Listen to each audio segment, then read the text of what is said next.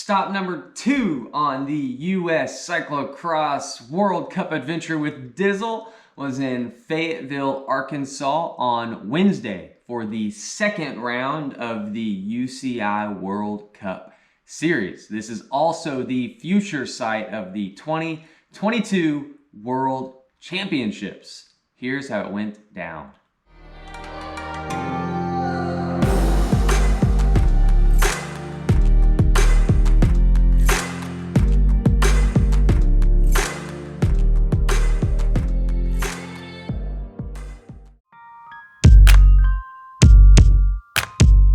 When I pre-rode the course on Tuesday, it was pretty dry and very fast.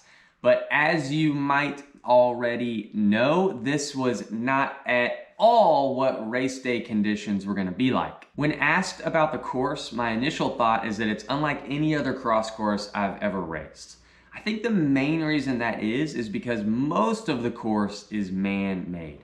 And I'm still trying to figure out whether or not that's a good thing or a bad thing. The first half of the course is filled with a lot of big, fast descents with big sweeping turns. And when I was pre-riding on Tuesday, I imagined that the first lap would end up looking something like this.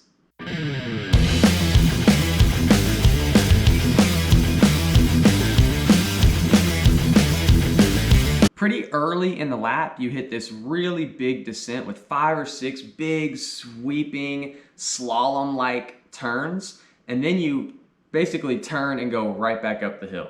The first part of the hill isn't too bad. You can carry a lot of momentum into it, but then it turns right and kicks basically straight up this steep hill, and it was not pleasant. The second half of the course, after you pass pit 2, you hit a couple whoop-de-woos and humpty-humps, and then you hit the staircase to heaven.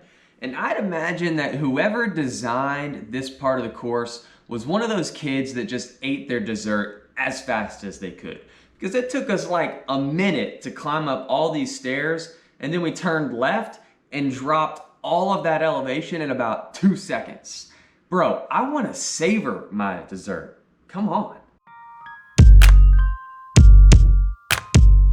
My hopes for the US World Cups were that at each one I'd get better and better. So at the Fayetteville World Cup, my expectations were definitely a little bit higher than Trek, especially since I got pulled 2 laps down at Trek. I definitely don't want that to happen again. I've also discovered that the jump in pay from 31st place to 30th place goes from 300 euros to 450 euros.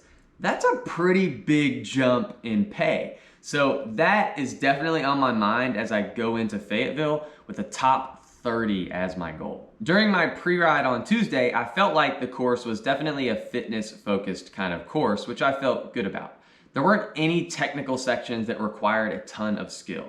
However, at 11 a.m. on the day of the race, Wednesday, it started pouring rain. The women went off shortly after that, and the course was changing fast. And because pre-ride happened so early before the rain, we didn't really get to pre-ride in the mud all that much. And so I knew that lap number 1 would be a learning lap, trying to figure out how to take lines and what pressure to run. I even yelled at my pit crew when I went through the first time to lower the pressure down to 19-20 versus 21-22 where I started.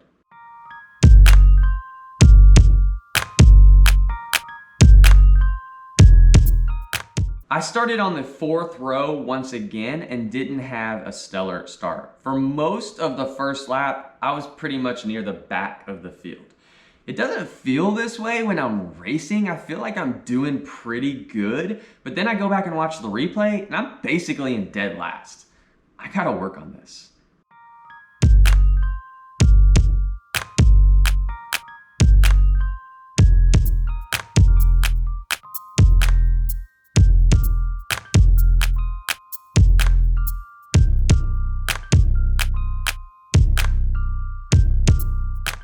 So because of my not so stellar first lap, most of the race became just picking off one rider at a time here and there and just grinding it out for the rest of the hour. One of these riders was Stephen Hyde, who I caught on lap 2, and it did not look like he was having fun in those conditions. He was struggling. Me and him traded spots for about 2 laps, and eventually, around the 3rd lap, I was able to ride away from him and keep picking off riders one by one. Besides one slide out on lap 1, I felt like my handling skills in the mud were pretty good. I think the main thing that I felt like was lacking was my pedaling ability on the long, flat straightaways where I felt pretty gassed, but I should have been pedaling harder and gaining more time.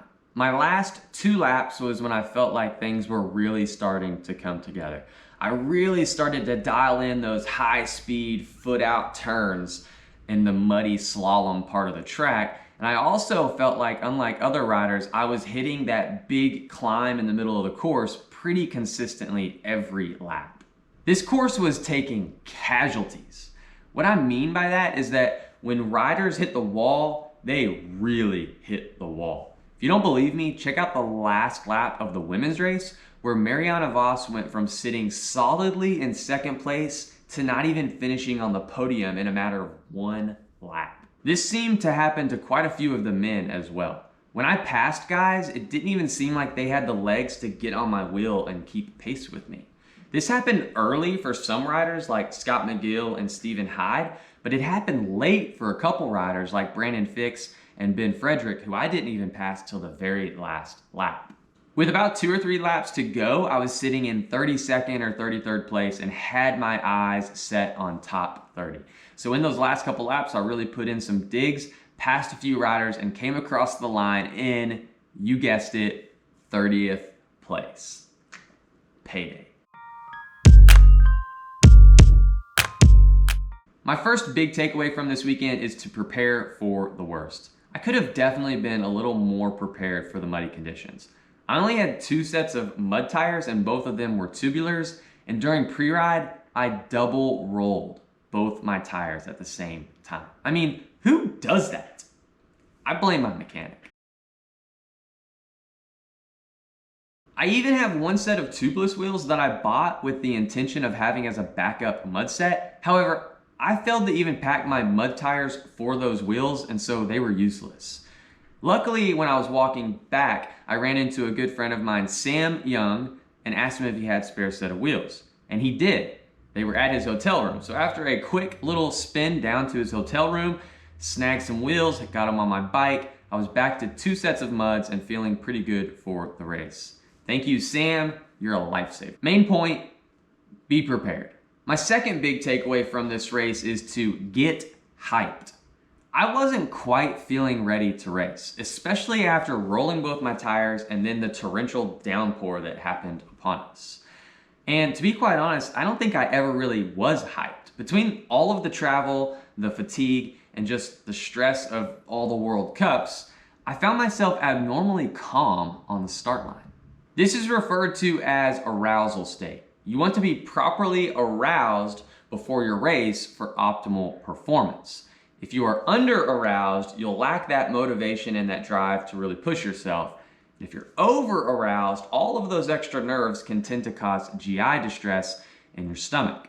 I was definitely feeling a bit on the under aroused state before this race. And maybe that's why I didn't do much on lap 1. But I definitely felt like my arousal continued to increase throughout the race. I was definitely more in the race on the last lap versus the first. My third big takeaway from this race is to stay on top of recovery. Usually after a big race like this, everyone's focused on packing up and getting home as soon as possible, especially after a mudder like Fayetteville.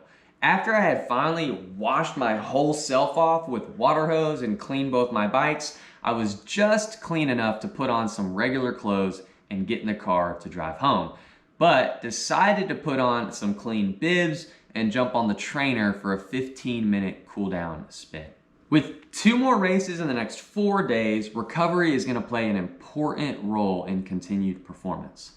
And just last week, Coach Lance Hayden led our Ignition weekly call talking about recovery tools. We talked about the Normatec compression pants, the Theraguns, the ice baths. We even talked about a cool down ride after your races.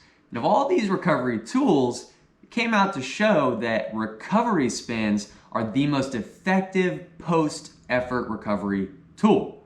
So simply just doing an easy spin after the race is going to help you recover faster. This was definitely on my mind when I contemplated skipping my cool down. After the World Cup on Wednesday, I drove about 6 hours up to Des Moines, Iowa, where I was staying with my best bud and roommate from college, Vance Fletcher, and his wife, Courtney. And that's one of the really cool things about these trips is I get to see good friends of mine that I haven't seen in 2 years now. So that was really good to spend some quality time with them last night. Today, Friday, I'm headed to Iowa City to pre-ride the course for tonight's race, which isn't until 8:15 p.m. Tomorrow, I'll pre-ride the World Cup course. Sunday, I'll do the World Cup at 2 p.m. in Iowa City. And then I'll jump in the car and rush home to see the fam who I miss dearly. That's all I've got for this video. If you liked it and want to see more like it, be sure to subscribe to the channel and share with all of your cycling buddies. And if you're looking for a cycling coach, be sure to check out the Ignition Coach Co website. And until next time, y'all stay rad.